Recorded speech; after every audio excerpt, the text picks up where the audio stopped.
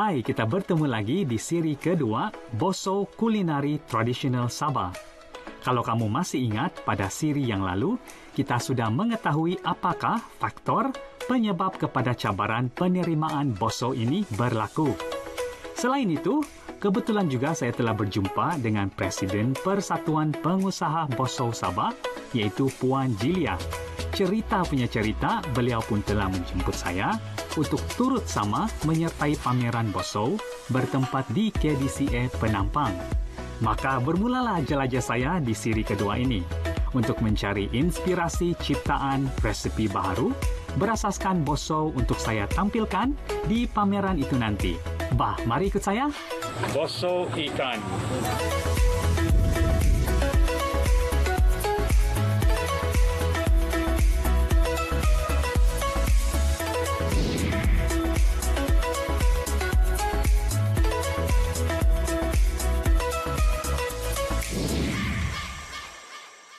Salah satu bahan asas untuk membuat Boso ialah pangi, ataupun dikenali sebagai buah kepayang dalam kalangan masyarakat di Semenanjung Malaysia.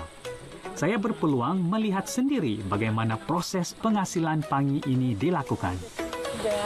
Wah, ini pula biji pangi. Ya, inilah. Wah, jadi ini gimana ini? Inilah kan? Ya, itulah. Oh, biji pangi. Hanya ada dua jenis pangi. Ada yang nama dia yang layab kalau dusun.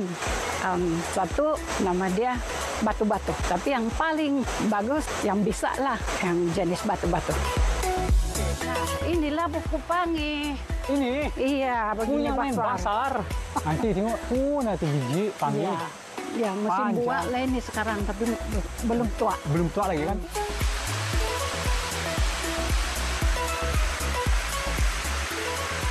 Oke, Aunty.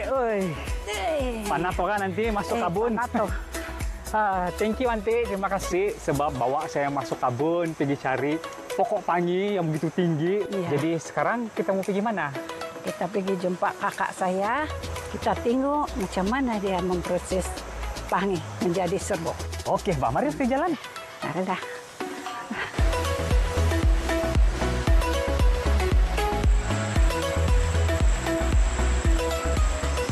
Jadi inilah Kampung Gana-Gana. Ya, inilah Kampung Gana-Gana.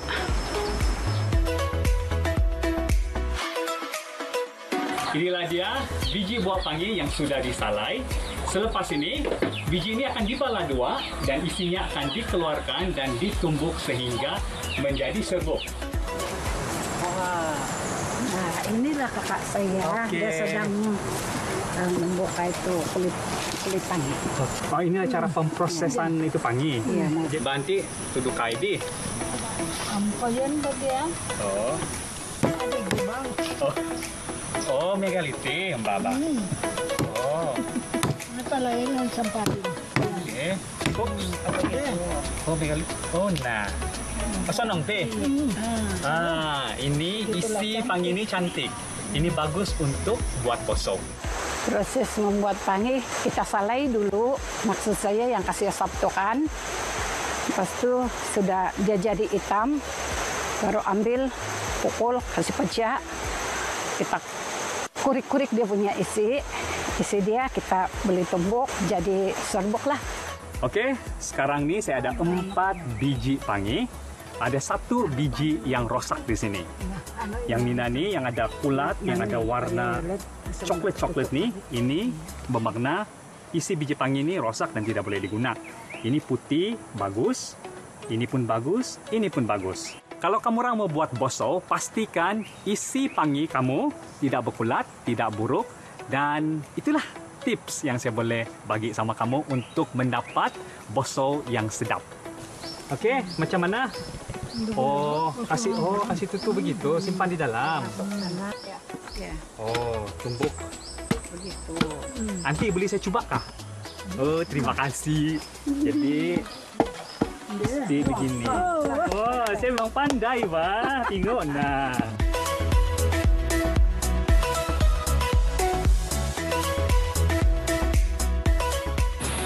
Beginilah rupa isi biji pangi yang sudah ditumbuk halus. Sekarang Isi biji panggi ini boleh dicampur dengan ikan, sayur dan lain-lain lagi untuk buat bosau.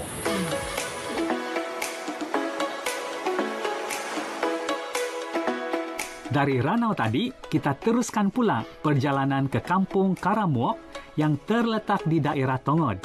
Sejujurnya, saya sudah lama mau mencoba jenis bosau yang sangat istimewa ini. Mesti kamu tertanya-tanya bosau jenis apa yang saya maksudkan. Sekarang saya berada di Kampung Karamuok Tongod bersama dengan Datuk Johari Janan dan Panglima Abdul Jafar. Sekarang kami akan menuju ke kebun durian merah.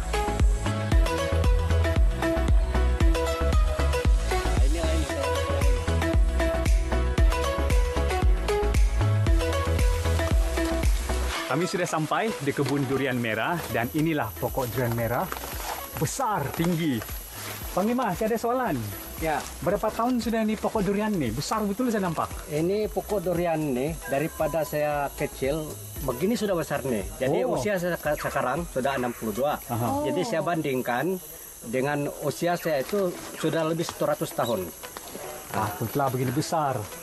Jadi kalau dalam bahasa sungai, durian merah ini kan panggil apa? Durian merah ini kalau dalam bahasa sungai dia ada, kalau bahasa tempat Dato ini alau. Alau. Jadi ini pokok alau lah. Okay. Kalau kami orang sungai di sini, orang sungai sebelah ulu ini pokok pun marang. Pun marang. Pun itu maksud dia pokok. Pun pokok, marang itulah durian. Marang. Oke, marang. Jadi kalau begini besarnya dia punya batang nih, macam mana mau panjat nih naik ke atas? Ada dia punya ini tangga dia. Oh, ada tangga. Ini pakai tangga. Papak, namanya papak. Pemanjat itu dia gunakan satu pemukul, dipukul, baru diikat di kayunya begini. Patutlah nama dia karena panggil papak. Pak. Begitulah itu. Oke. Jadi saya tanya Datuk saya punya soalan kan? Iya. Waktu Datuk kecil, Datuk pernah panjat ke nih? Saya tidak pernah, tapi arwah datuk saya punya moyang, dia selalu masuk ke kebun dia, pandai memanjat. Pengambilan mereka ini dijolok, kena ini durian ini tidak akan jatuh. Dia pecah sendiri dan buahnya itu akan jatuh. Jadi buah durian merah ini sudah boleh diambil.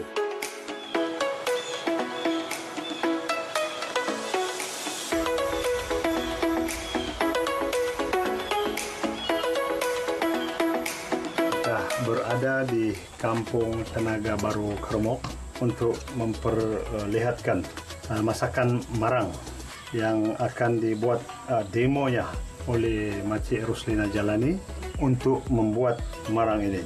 Kami minta maaf, sekarang ini bukan musim durian merah, jadi kami tidak dapat tunjukkan proses pembuatan bosau durian merah ataupun lebih dikenali dalam bahasa orang sungai, tinambak marang.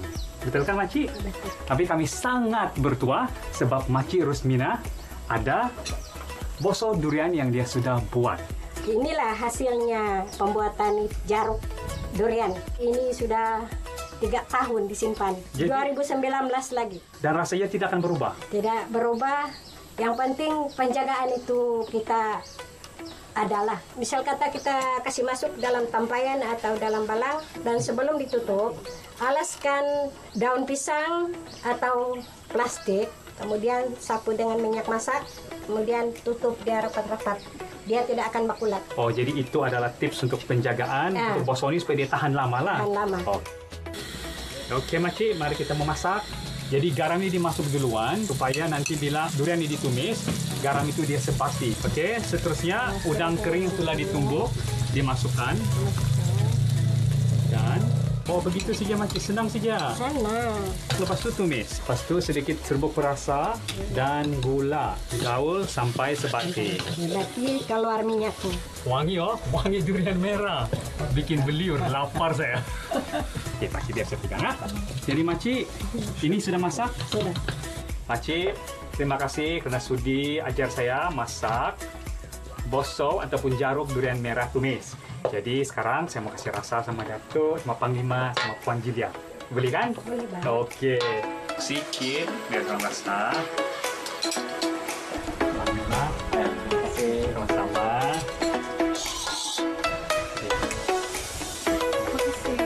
Sama-sama. Makcik, sekarang masa kita untuk rasa ini durian merah tumis. Tempoyak. Oke. Ini masuk sedikit. Jadi ini sudah makcik. Sekarang kita rasa sama-sama. Durian tempoyak. Sangat sedap. Rasa durian itu dia sangat berkrim. Dan bila ditumis dan dengan rasa minyak tuh memang begini. Terima kasih makcik. Ini memang sedap. Saya sudah merasa boso durian merah tumis. Untuk mengetahui destinasi saya seterusnya, mari ikut saya. Makcik, terima kasih sebab sudi mengajar saya. Sama-sama. Nanti kita jumpa lagi. Ya, jumpa lagi.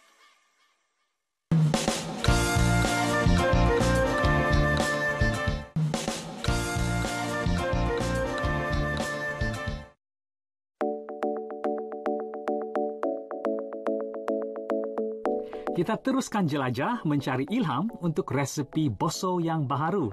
Dari Tongod, kita sekarang menuju ke Tamalang Silo yang terletak di Inanam. Di sana nanti kita akan bertemu dengan seorang lagi pembuat boso yang tidak asing lagi. Hai guys, hari ini saya bersama dengan Datin Sri Cecilia Edwin. Datin, apa kabar? Baik. Datin, hari ini kamu buat boso apa? Saya panggil boso udang. Oh, boso udang. Boleh Datin kasih tunjuk apa bahan-bahan yang kita perlu? Oh. Ini dia udang sungai sebenarnya, tapi udang dia ini sungai. dikulam. Kulam punya. Okay. Nasi, garam, ajinomoto saja. Oke, alright Datin, apa first step untuk bikin ini boso gipan? Apa yang saya perlu buat, saya akan tumbuk dengan nasi, udang sekali. Oh, begitu. Wah, ini supaya dia hancur. Ya. Alright, jadi ini kita campur pakai sumbuk lah kan? Oke. Oh, macam ini saja, senang saja pula ni buat. Ya, dia tidak cerewet. Alright, sekarang Datin campur garam. Oke, garam nih kan, kita main agak-agak jaka, ataupun... Bagi saya, kalau mau bikin jeruk nih, karena kasih masin dia sedikit. Oh, masin sedikit? Alright, jadi itu udang, itu gipan, kasih tumbuk macam tidak hancur lah, yang penting dia bergaul saja, apa kan? Oke, kalau Datin lah kan, ini boso nih, rasanya boleh dikomersialkan kah? Saya rasa, kenapa tidak? Kan? Ya. Sebab sadap dia ada banyak, dia punya health benefit juga. Dia kalau nggak bagus untuk kita punya apa itu pencernaan. Iya. Jadi simpan semua di dalam sini saja. Wah, senang saya pula buat ini boso gipan. Jadi lepas itu tunggu sampai 3 hari dia bertukar jadi warna oranye atau merah. Jadi ini dia punya proses, dia sudah jadi macam sudah. Ini sebenarnya dia boleh makan sudah. Jadi terima kasih Datin atas tunjuk ajar kau macam mana cara membuat boso gipan. Oke, inilah yang boso gipan tuh yang tadi kita bikin makan. Tapi yang ini tiada wadan. Jadi ini dia dengan itu nasi saja. Bah, saya mau rasa. Oke guys, inilah dia boso gipan. Boso ini kan guys, biasalah kalau banyak lalat sebab wangi ini boso ini. Kalau kamu biasa makan boso, dari bau ini boso sejak kamu terliur-liur sudah. Jadi saya mau rasa, nanti saya kasih tahu macam mana dia punya rasa. Sedap. Ada rasa asam, masin, boleh rasa itu gipan. Sedap, memang seimbang. Kamu buatlah, senang saja nih. Dia hanya perlu gipan, nasi, garam, dan ini wadan. Kalau kamu ada ini akan kasih balance rasa ini boso. Dia rasa pahit-pahit sikit. Jadi asam, masin, campur pahit, sedap. Memang cita rasa orang-orang KDMR. Rupa-rupanya terdapat banyak jenis boso yang masih ramai orang kurang mengetahuinya. Baiklah, kita teruskan destinasi terakhir jelajah boso, yaitu di Kampung Bolotikon Papar.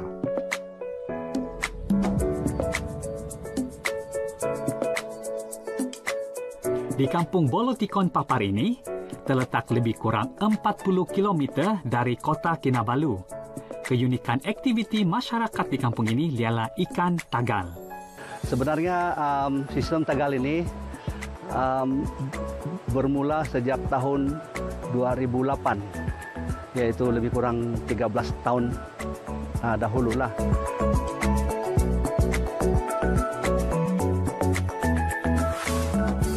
Baru-baru ini kami ada permintaan daripada penduduk kampung sini dan juga daripada Persatuan Boso Sabah yang mereka pun minta bakalan ikan untuk dijadikan sebagai produk Boso. Jadi kami dalam Arijotan Kuasa buat musyawarat dan mendapat keputusan bahwa kami boleh menuai ikan di zon kuning berdasarkan kepada permintaan yang diminta lah. Jadi Boso ini kami buat untuk makanan sendiri dan juga untuk dijual di luar lah sebagai sumber pendapatan. Dan Boso ini kami buat bermacam jenis. Ada yang kami campur dengan sayur-sayuran yang terdapat di sekeliling di kampung ini. Sebagai contoh, sayur-sayuran seperti tuhau, bawang-bawang, ataupun ini rebung, pepaya, dan keladi, dan sebagainya.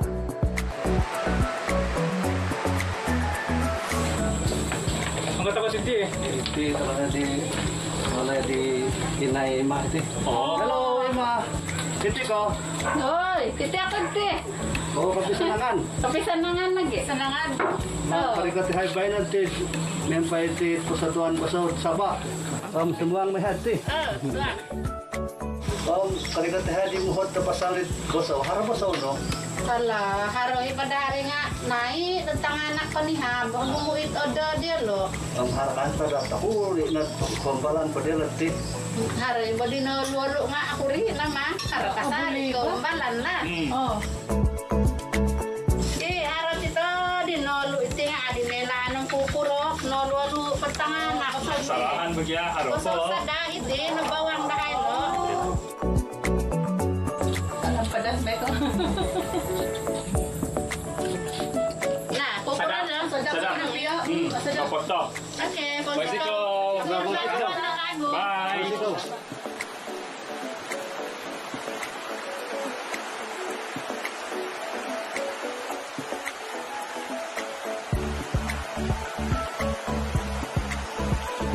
Saya sekarang berada di Sungai Bolutikon Kampar.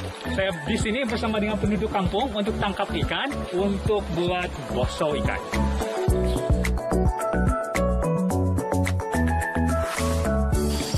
Saya sedia sudah menangkap ikan guna ini sasangan. Jadi saya mau ikut orang kampung.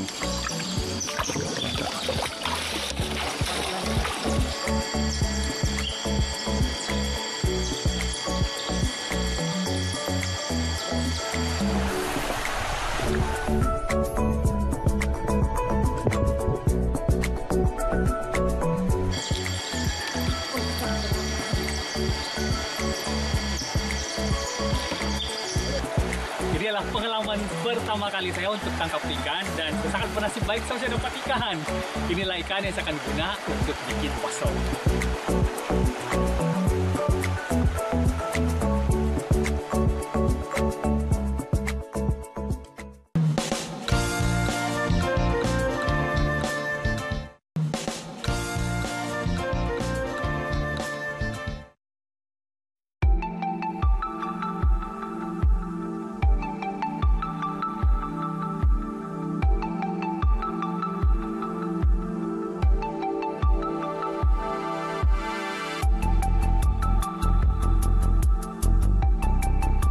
Sebagai anak tempatan Sabah, saya berasa sangat bangga dengan khazanah kulinari tradisional negeri kelahiran saya ini.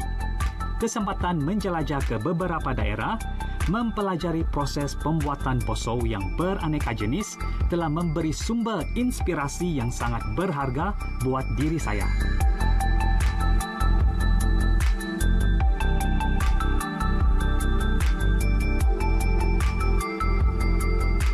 Sekarang nih, saya mau buat taste boso serbaguna yang saya mau bawa pergi KDCA untuk pameran boso. Jadi sekarang nih, saya mau rakam juga video untuk media sosial Ropuhan di Tanak Wagu.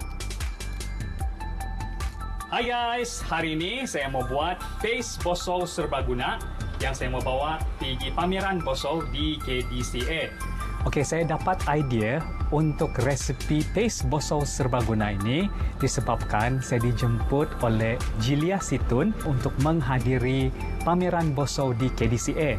Jadi dia cakap, kalau kau datang, kau juga perlu bawa satu boso ciptaan kamu sendiri. Dari situ saya berfikir, bagus saya buat paste boso serbaguna.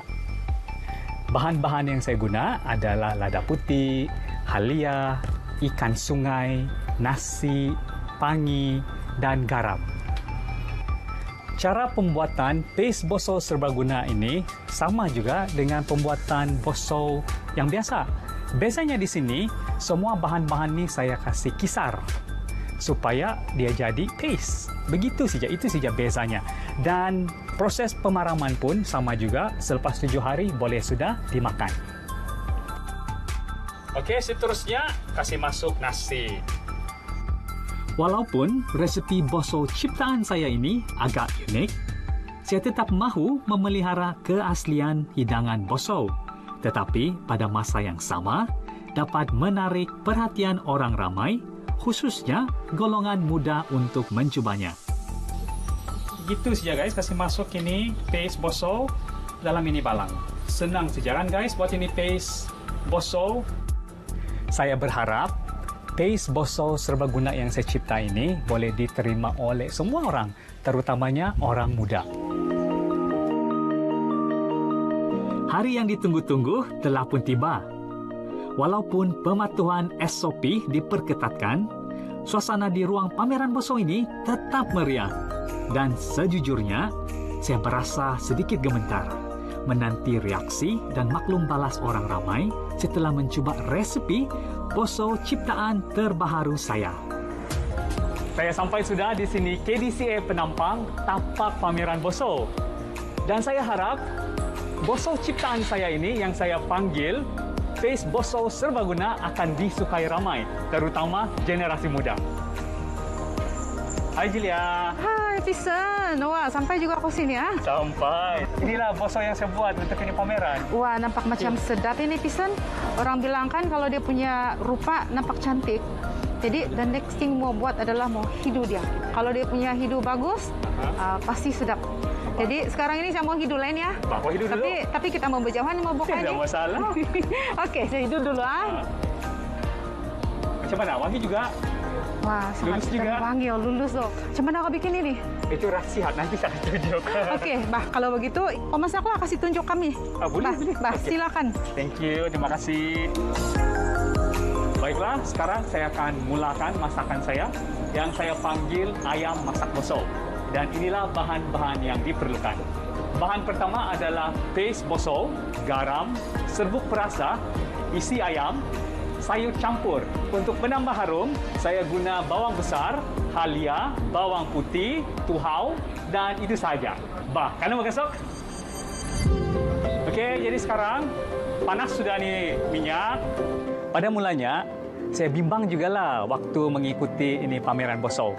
Sebab idea yang saya mau kemukakan sangat berlainan dengan idea orang-orang dalam persatuan boso ini. Sebab cara dorang buat boso adalah sangat tradisional. Tapi cara saya pula, saya mau memenuhi cita rasa muda-mudi. Ini sudah masak. Sekarang masanya untuk masukkan paste boso serbaguna. Jadi untuk ini resepi saya guna 2 sendok.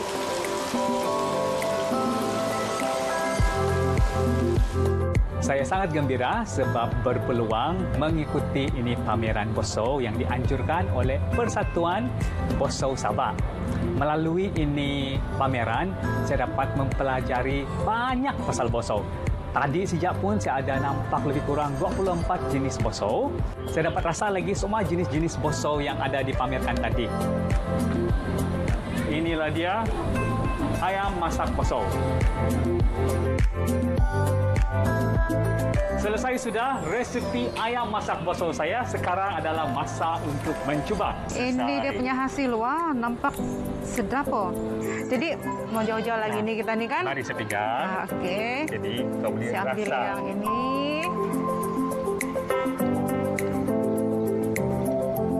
Sedap. Sangat sedap. Saya rekomen kepada orang ramai lah untuk resepi ini. Konsiko pisan. Niaga, jadi sama-sama. paslah sebagai 100% manfaat. Okey, mari kita kasih rasa penonton kita. Memang dia orang suka Orang-orang ni pisan. suka lah, kan? Memang. Jadi tadi saya masak ayam masak bosou. Tapi saya sangat happy, gembira sebab bila saya kasih rasa masakan saya dengan orang-orang dalam Persatuan Bosou ini, orang cakap sedap. Resepi saya itu sesuai dengan cita rasa muda-mudi sekarang. Dan mereka setuju dengan idea saya yang ini adalah salah satu cara yang paling sesuai untuk mengenalkan bosou kepada generasi muda supaya diorang boleh makan bosou. High five. Dalam usaha kita memelihara kulinari tradisional Sabah, pelbagai pihak harus memainkan peranan masing-masing agar legasi peninggalan nenek moyang kita ini akan terus berkekalan dan menjadi kebanggaan kita semua. Namun, langkah pertama ke arah mencapai matlamat ini hendaklah bermula dari dapur rumah kita sendiri agar pendedahan awal kepada generasi muda dapat diterapkan.